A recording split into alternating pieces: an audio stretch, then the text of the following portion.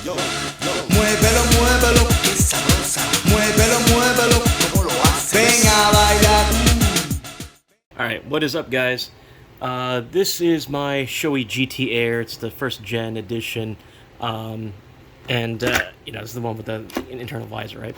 And so, one thing I want to show you here is how I did my chin mount. This is a 3D printed chin mount by Disillusioned Studios online, where you can order these specifically where he's 3D scanned each helmet and printed this out.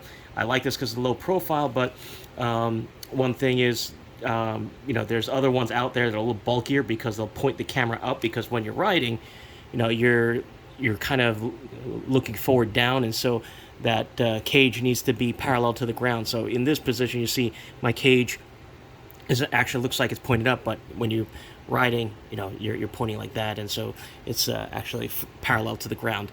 Anyways, this has been done back in 2019, so it's been about 3 seasons already, and sitting in the sun and baking and whatnot. You can all see now that the VHB is starting to get a little worn, and so what I'm going to do is redo this VHB and show you how to put this mount back on.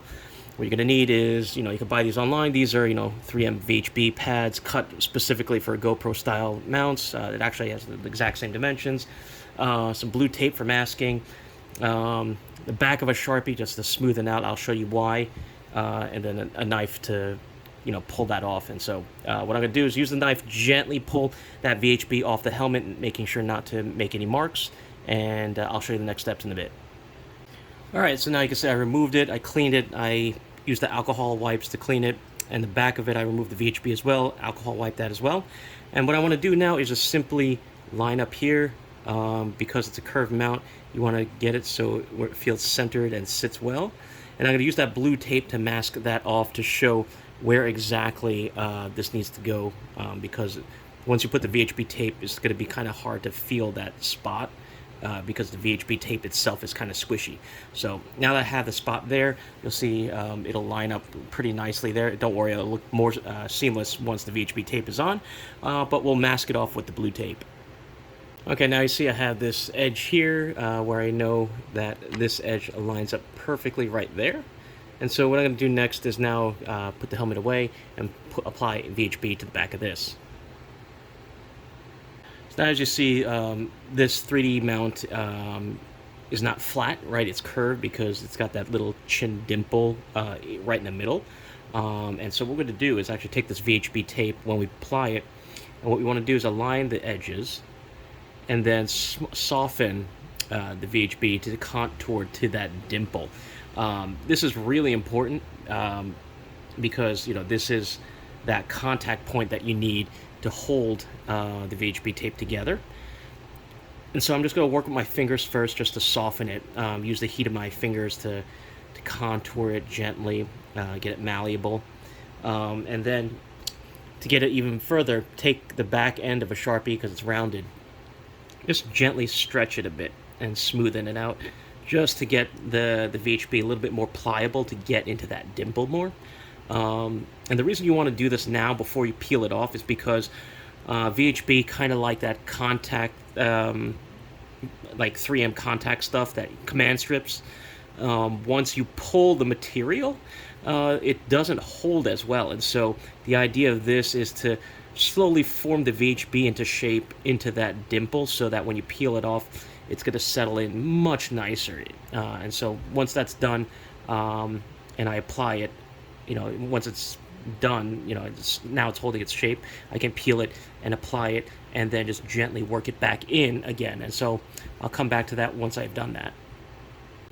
Alright, so now I'm peeled off the VHB backing, and I'm slowly just going to work from a corner, use the back of this Sharpie to really push in the VHB into the nooks and crannies. Make sure it gets into that dimple first, since that's the deepest part.